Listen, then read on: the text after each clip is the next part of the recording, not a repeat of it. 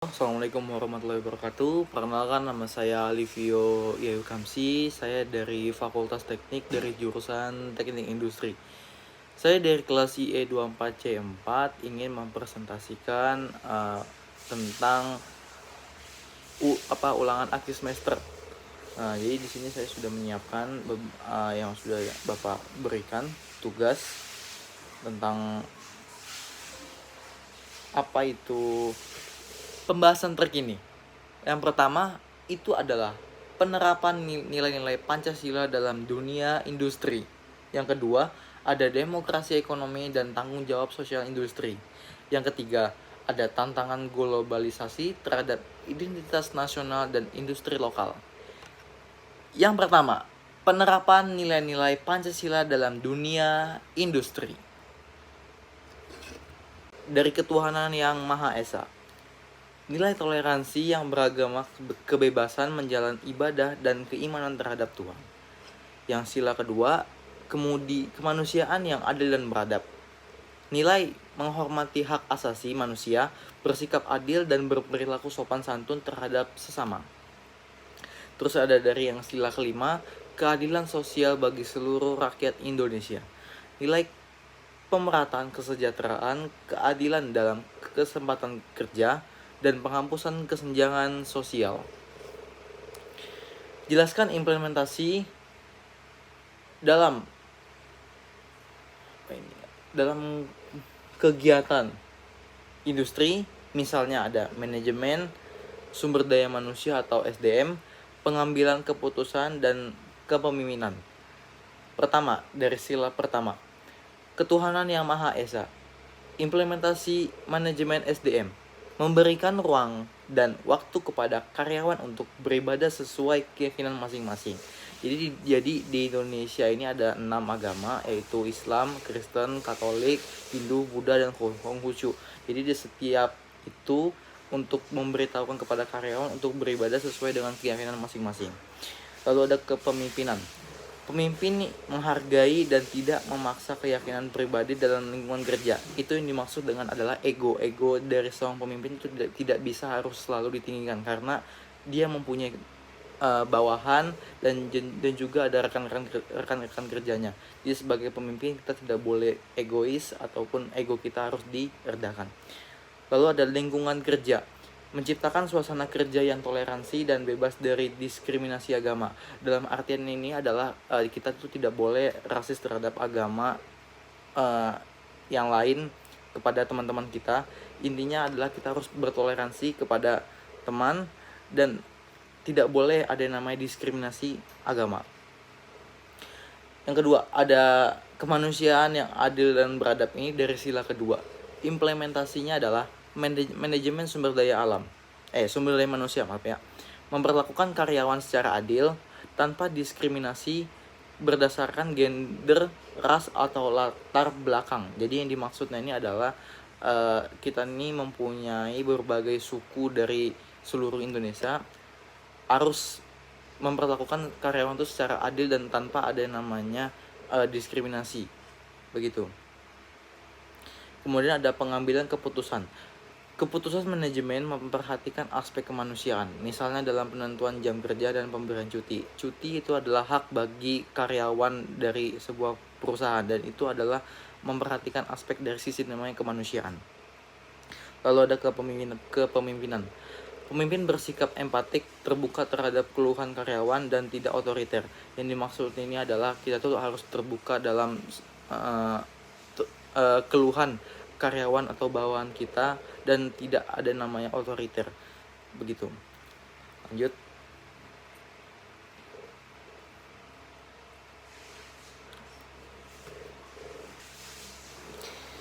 Persatuan Indonesia ini dari sila ketiga. Implementasinya adalah manajemen sumber daya manusia, membangun semangat kerja sama antar karyawan lintas budaya dan suku. Lalu ada kepemimpinan. Pemimpin menjadi seperangkat tim, menjaga kekompakan dan loyalitas terhadap perusahaan. Ini yang dimaksud kekompakan dan loyalitas terhadap perusahaan adalah sebagai nilai plus untuk perusahaan kepada karyawannya untuk bisa melakukan apa itu nama loyalitas terhadap perusahaan. Lalu kemudian ada budaya perusahaan, mengutamakan persatuan dan kerja tim daripada kompetisi individu yang berlebihan. Ini yang dimaksud adalah sebuah sebuah kompetisi itu berlomba-lomba untuk diri sendiri secara berlebihan. Jadi yang sesuatu yang berlebihan itu bukanlah hal yang cukup baik ya. Terus ada kerakyatan yang dipimpin oleh hikmat kebijaksanaan dalam permusyawaratan dan perwakilan. Ini dari sila keempat. Implementasinya adalah pengambilan keputusan melibatkan perwakilan karyawan dalam rapat atau forum diskusi. Kemudian ada kepemimpinan. Pemimpin bersikap demokratis, membuka ruang musyawarah dan diskusi sebelum mengambil keputusan penting. Ini yang dimaksud adalah kita bekerja secara tim dan tidak boleh mengambil keputusan dan ego dari diri sendiri. Kita tuh bekerja sama secara berkelompok, jadi harus ditentukan secara bersama-sama dalam satu tujuan. Manajemen sumber daya manusia mendorong partisipasi aktif karyawan dalam memberikan ide dan inovasi. Ini yang dimaksud adalah kita harus terbuka kepada bawahan kita. Dari yang namanya ide dan inovasi itu kan bisa menjunjung tinggi sebuah perusahaan yang baik dan juga bebas gitu. Lanjut, ini yang sila kelima. Keadilan sosial bagi seluruh rakyat Indonesia. Implementasinya adalah manajemen sumber daya manusia memberikan upah yang adil dan tunjangan yang layak bagi seluruh karyawan. Ini yang dimaksud adalah upah yang adil itu adalah upah yang setara dengan gaji kerja kita. Dan tunjangan yang layak bagi seluruh karyawan adalah tunjangan seperti kesehatan dan keselamatan kerja itu harus layak bagi karyawannya. Kepemimpinan, memastikan semua karyawan memiliki kesempatan yang sama untuk berkembang dan tanpa pilih kasih. Ini yang dimaksud untuk berkembang adalah bebas namanya belajar dari seluruh bagian agar karyawan itu bisa memiliki kesempatan untuk berkembang dan ada yang tidak ada namanya adalah pilih kasih. CSR, perusahaan mengadakan program tanggung jawab sosial untuk masyarakat sekitar seperti pelatihan kerja atau bantuan sosial. Ini yang dimaksud adalah pelatihan kerja atau bantuan adalah ketika karyawan baru harus diberi kesempatan melatih pekerjaan di bagiannya dan harus bisa membantu kepada karyawan yang baru itu yang disebut dengan sosial. Ini disebut dengan tanggung jawab sosial. Contoh kita ambil produknya itu adalah dari Sido Muncul, industri jamu dan farmasi yang berada di posisi Semarang, Jawa Tengah. Implementasi nilai-nilai Pancasilanya itu adalah nilai pertama, ketuhanan yang Maha Esa. Perusahaan Sido Muncul ini menyediakan fasilitas ibadah seperti masjid, karpet, dan ruang doa bagi karyawan lintas agama. Yang sila kedua, kemanusiaan yang adil dan beradab. Perusahaan memperlakukan semua karyawan dengan adil, menyediakan layanan kesehatan dan memastikan keselamatan kerja. Sila ketiga, persatuan Indonesia.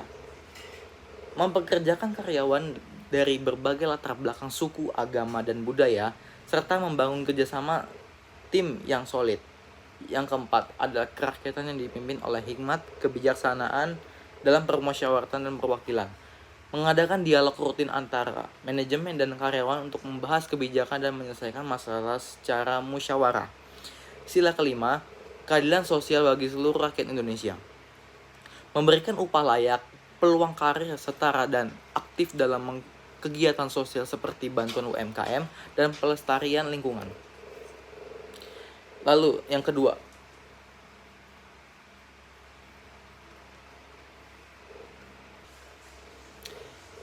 ada demokrasi ekonomi dan tanggung jawab sosial industri.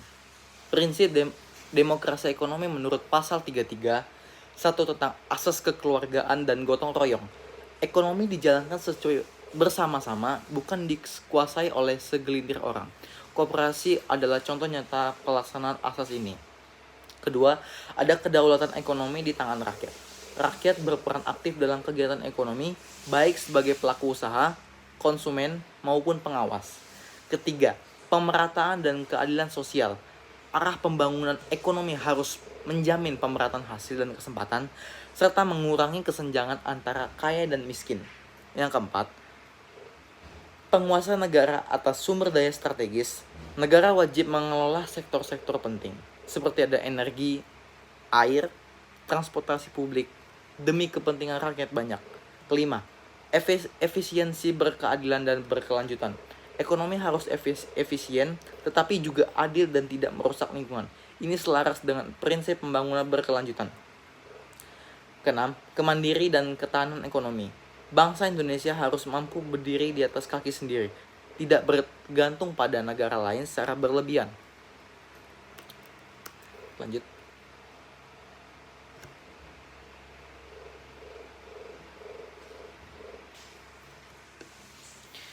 Bunyi pasal 33 ayat 1 sampai 4 setelah amandemen. Ayat 1. Perekonomian disusun sebagai usaha bersama berdasarkan atas asas kekeluargaan. Kedua, cabang-cabang produksi yang penting bagi negara dan yang menguasai hajat hidup orang banyak dikuasai oleh negara. Ayat ketiga, bumi dan air dan kekayaan alam yang tergandung di dalam kekuasaan oleh negara dan dipergunakan untuk sebesar-besarnya kemakmuran rakyat. Ayat keempat, perekonomian nasional diselenggarakan berdasarkan atas demokrasi ekonomi dengan prinsip kebersamaan, efisiensi berkeadilan, berkelanjutan, berwawasan lingkungan, kemandirian, serta dengan menjaga keseimbangan kemajuan dan kesatuan ekonomi nasional. Demokrasi ekonomi CSR apa hubungannya? Pasal 33 Undang-Undang 1945 menekankan bahwa perekonomian harus diselenggarakan berdasarkan asas kekeluargaan untuk kemakmuran rakyat dengan memperhatikan keberlanjutan dan keadilan. Disinilah CSR, Corporate Social Responsibility, atau tanggung jawab sosial, perusahaan berperan penting sebagai wujud nyata dari prinsip demokrasi ekonomi. CSR sama dengan kewarganegaraan perusahaan. Dalam konteks demokrasi ekonomi, perusahaan dipandang sebagai warga negara yang memiliki hak untuk beroperasi dan mencari laba, tetapi juga memiliki tanggung jawab sosial terhadap masyarakat dan lingkungan sekitarnya. Bentuk CSR sebagai implementasi demokrasi ekonomi. Prinsip demokrasi ekonomi pasal 33, keadilan sosial dan pemerataan. Jadi peran CSR ini memberikan pelatihan kepada masyarakat sekitar, menciptakan lapangan kerja lokal, mendukung UMKM. Kemudian adalah keberlanjutan dan lingkungan, menjalankan program pelestarian lingkungan, pengelolaan limbah, penggunaan energi terbarukan. Kebersamaan dan gotong royong, melibatkan masyarakat dalam program sosial seperti pembangunan sarana publik, jalan, air bersih. Keseimbangan ekonomi nasional, mendorong pertumbuhan ekonomi lokal bukan hanya di pusat industri.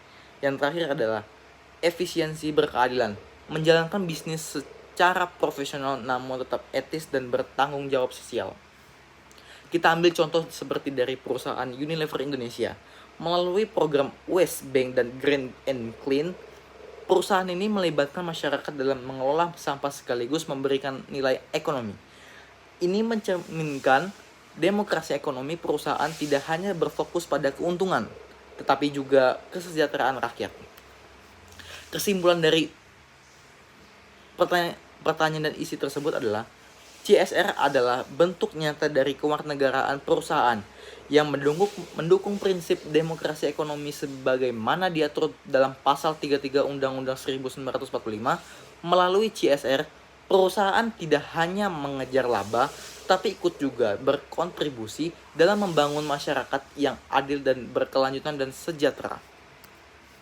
Kita ambil contoh perusahaan yang menerapkan CSR untuk masyarakat. Perusahaan Holcim Indonesia, sekarang bagian dari PT Solusi Bangun Indonesia Industri Semen. Lokasi pabrik perusahaan ini ada di Narogong, Bogor, Cilacap, dan Tuban. Industrinya ini adalah menjalankan tentang semen dan bahan bangunan. 1. Program pertanian terpadu. PT Holcim memberikan pelatihan kepada masyarakat sekitar pabrik untuk mengembangkan pertanian organik. Masyarakat diberikan akses lahan bekas tambang untuk ditanami dan hasilnya bisa dijual, sehingga meningkatkan ekonomi lokal. Kedua, ada pelatihan kewirausahaan dan UMKM, melatih warga sekitar dalam membuat kerajinan makanan olahan dan produk lokal lainnya, membantu pemasaran produk agar bisa masuk ke pasar modern atau e-commerce. Ketiga, program pengelolaan sampah, bank atau disebut dengan bank sampah, mengedukasi masyarakat untuk memilih dan mengelola sampah. Sampah anorganik dikumpulkan dan dijual melalui sistem bank sampah, menghasilkan penghasilan tambahan untuk warga.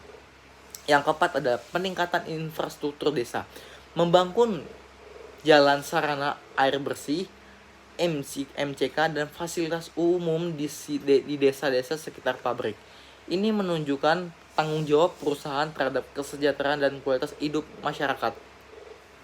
Dampak positif dari PT ini adalah meningkatkan pendapatan dan keterampilan masyarakat lokal, menumbuhkan semangat kemandirian dan kewirausahaan, memperkuat hubungan baik antara perusahaan dan warga sekitar. Jadi kesimpulan dari perusahaan ini adalah contoh nyata perusahaan industri yang tidak hanya fokus produk dan profit, tetapi juga peduli pada kesejahteraan masyarakat. Melalui program CSR ini yang berkelanjutan, ini mewujudkan demokrasi ekonomi dan kewarganegaraan perusahaan sesuai nilai-nilai Pancasila dan Undang-Undang Dasar 1945. Yang ketiga adalah tantangan global dan identitas nasional di industri lokal.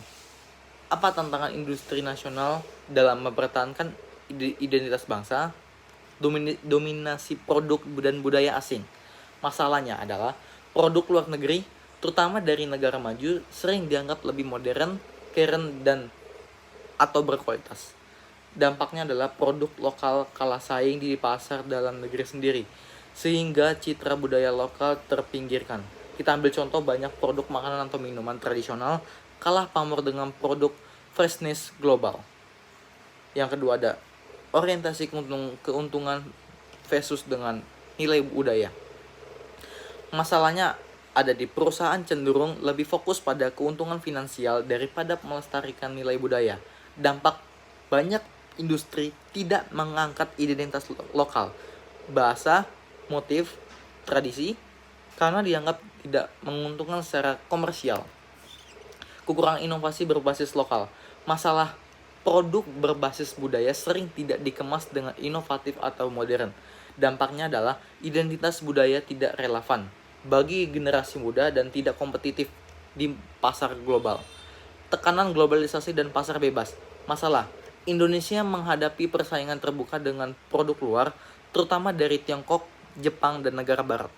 Dampak, industri nasional yang ingin tetap mempertahankan ciri khas lokal tertekan oleh standar dan selera global. Kekurangannya dukungan dari ekosistem nasional. Masalahnya tidak semua pelaku industri mendapatkan dukungan dari pemerintah, pendidikan, dan masyarakat untuk mengembangkan produk berbasis identitas bangsa. Dampaknya adalah banyak UMKM dan industri kreatif lokal tidak mampu bertahan meskipun produk syarat nilai budaya. Perubahan gaya hidup generasi muda. Masalah, anak muda cenderung lebih tertarik dengan tren luar negeri, fashion, musik, atau makanan. Dampaknya adalah minat terhadap produk dan simbol lokal menjadi semakin rendah, sehingga industri enggan mengangkat identitas nasional sebagai daya jual utama. Jadi kesimpulan yang bisa kita ambil adalah tantangan utama industri nasional adalah bagaimana menjaga keseimbangan antara daya saing global dan pelestarian nilai-nilai budaya Indonesia. Jika tidak dikelola dengan baik, maka identitas bangsa bisa luntur di tengah arus globalisasi dan modernisasi. Lalu bagaimana peran mahasiswa dan kalangan industri dalam menjaga nilai-nilai kebangsaan tanpa mengorbankan daya asing global? Peran sebagai mahasiswa, inovator budaya modern. Mahasiswa dapat mengembangkan produk konten atau teknologi berbasis kearif lokal, local wisdom, yang dikemas dengan secara modern.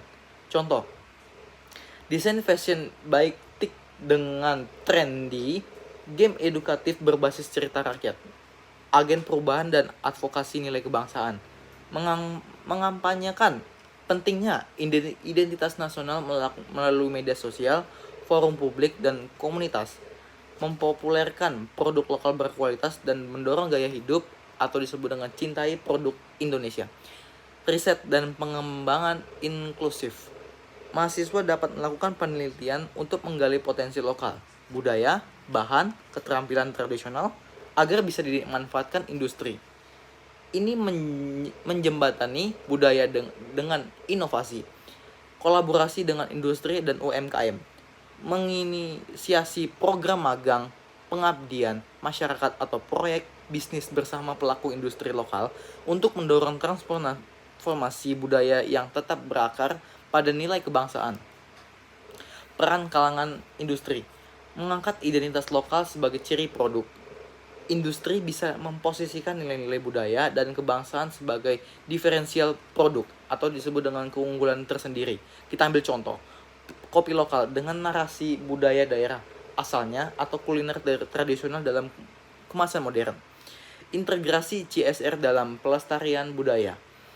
Menjadi pelestarian budaya lokal sebagai bagian dari tanggung jawab sosial perusahaan CSR. Kita ambil contoh sebagai melatih masyarakat membuat kerajinan tradisional untuk ekspor.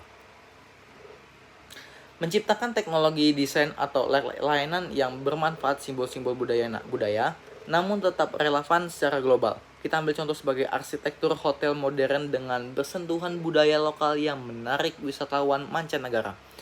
Penguatan ekosistem lokal. Bermitra dengan petani lokal, pengrajin atau UMKM agar tetap bisa berpartisipasi dalam rantai pasok global. Etika bisnis nasionalisme, menanamkan masyarakat semangat kebangsaan dalam budaya kerja, perkuteran dan kepemimpinan dalam meningkatkan profesionalisme dan efisiensi. Kita ambil kesimpulan yang dari saya bahas itu adalah mahasiswa sebagai kekuatan intelektual muda dan industri sebagai penggerak ekonomi nasional memiliki peran kunci untuk menjaga dan mengangkat nilai-nilai kebangsaan secara kreatif dan strategis. Tantangannya bukan memilih antara budaya atau daya saing, melainkan menggabungkan keduanya menjadi kekuatan unding kebangsaan di tengah pasar modern. Baik, rangkuman yang bisa kita simpulkan adalah penerapan nilai Pancasila dalam industri. Nilai-nilai Pancasila seperti keadilan gotong royong, toleransi, dan musyawarah sangat relevan dalam dunia industri. Menciptakan budaya kerja yang adil, manusiawi, profesional, dan beretika. Demokrasi ekonomi pasal 33 Undang-Undang 1945. Perekonomian harus dikelola atas dasar kebersamaan, keberlanjutan, dan keadilan sosial. Negara dan pelaku usaha wajib memastikan kesejahteraan rakyat, bukan sekedar mengejar keuntungan. Peran CSR, Corporate Social Responsibility. CSR adalah bentuk nyata tanggung jawab sosial dan kewarganegaraan perusahaan. CSR juga mendukung demokrasi ekonomi dengan cara memperdayakan masyarakat, menjaga lingkungan, dan memperkuat nilai-nilai kebangsaan.